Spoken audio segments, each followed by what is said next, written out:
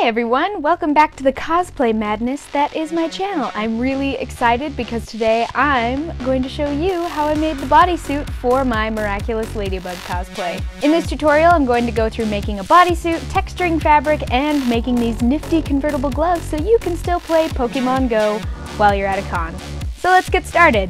Step 1. Decide on your fabric. You can use any stretch material you want, but I decided to get some custom printed. I designed the fabric in Photoshop and made it so there were little hexagons throughout the pattern. I made the image so it could be repeated like tile, and I uploaded it to a website called Print All Over Me. If you are interested in getting the same fabric I'm using, you can. I'll leave a link in the description.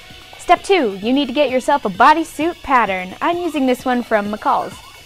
I decided to modify the pattern because I wanted feet and gloves on the bodysuit. I also needed to add a turtleneck like Ladybug has. So I decided what size I wanted and traced out all the pattern pieces onto tissue paper. Next, I used this pattern I found on Google to make gloves. I'll leave a link in the description. All you need to do is save the image and make it as large as a standard 8.5 by 11 sheet of paper, and you should be good to go. I did make the gloves a little differently though, so instead of putting them on the fold, I cut out two separate pieces. I'll go over why later, but for now, just put one half of the glove on the end of the sleeve. Then I placed my foot at the bottom of the bodysuit leg and traced it, and boom! You have a foot! I originally traced my foot onto the front of the bodysuit, so I cut it out and just placed it on the back pattern piece of the suit to get the foot the same size. Then I decided how I wanted the turtleneck thing to look. This was a lot of guessing. I traced a shape onto my pattern and I measured it around my neck to see how big I should make it.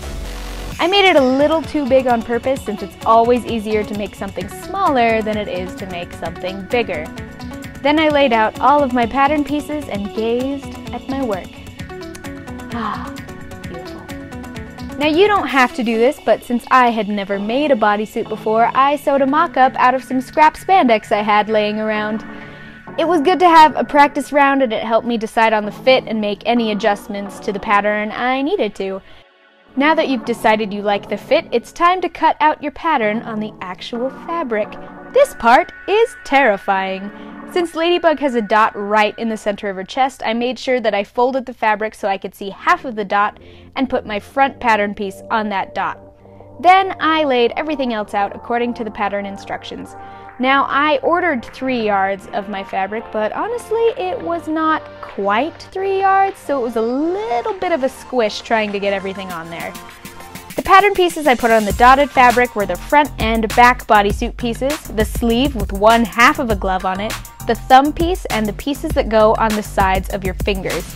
Those are called pochettes. On the black spandex, I cut out the neck pieces and the other half of the glove. The black glove piece is the one with a thumb hole cut out of it. The black part of the glove strays away from the original design, but that's how I'm doing it. You don't have to do it if you don't want to. I gave the black glove half a little bit of seam allowance where it originally would have been on the fold. Now, cut it all out!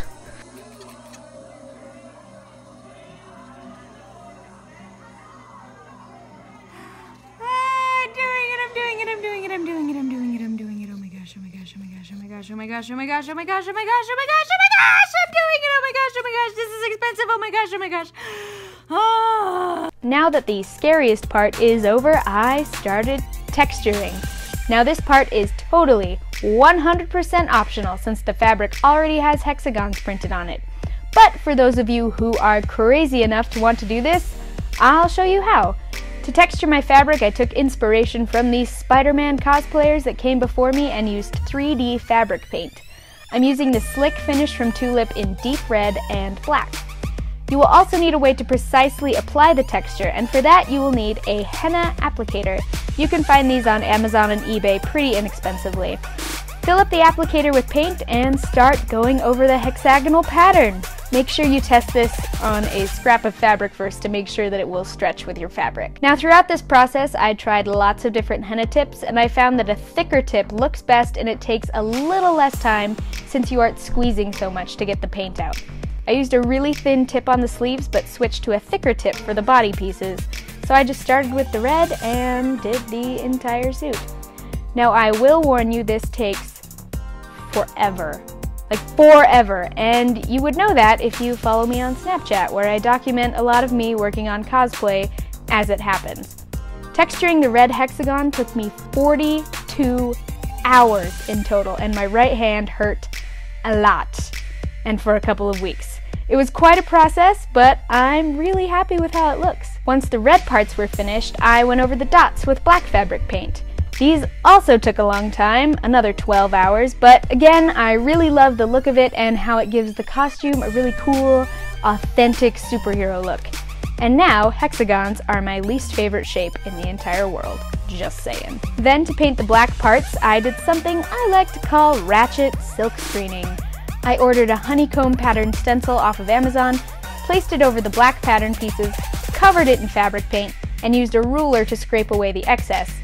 Then I lifted up the stencil and I have a cool little hexagon pattern left. Now this does take away a lot of the fabric stretch, but since these pieces are only on the hands and the neck, it's alright since those places don't really need a lot of stretch. Now it's time to sew the thing together! Yay!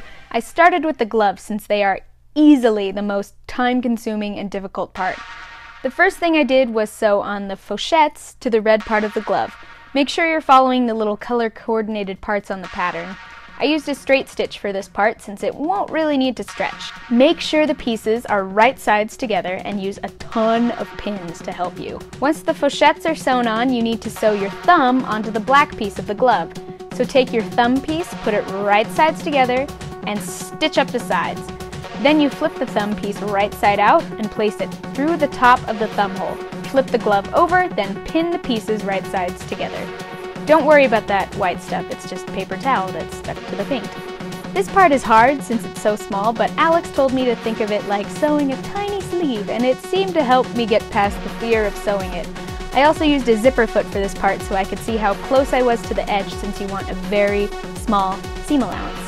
Once you have these sewn together, I ran the black part of the glove through my serger to create a rolled hem. You could also just do a double turn hem on your sewing machine with a straight stitch. Now you can sew the glove parts together. Sew the two sides that were originally supposed to go on the fold, and then sew all of the fingers to the fourchettes.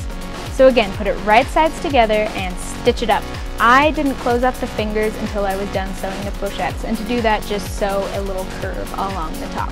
Then on the other side, I folded the sleeve together and sandwiched the black glove half inside of it and sewed it down to about my wrist. Now you have a little convertible glove thing.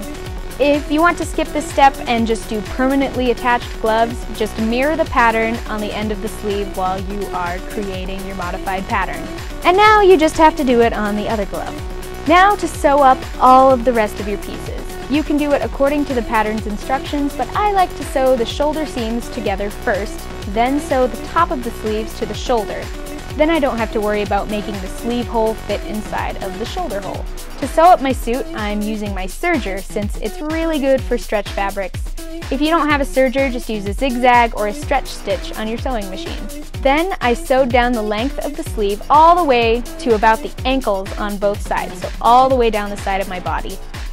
I left the feet open and then sewed the inseam of the suit.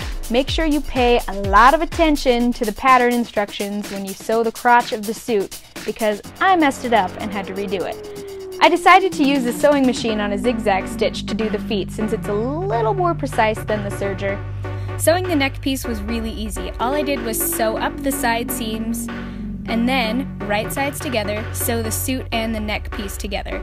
It was way too big, so I just cut the sides to match the bodysuit and then ran the top of my neck piece through my serger on a rolled hem to make it shorter.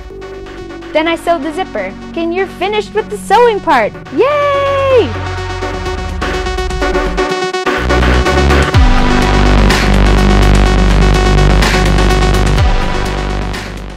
Now we're not quite done yet, now we're just going to attach shoe soles to the bottom of the suit. Then you don't have to worry about stepping on treacherous things. To do this, I took a really old pair of flats that my cousin didn't want anymore and chopped off the fabric shoe part with tin snips.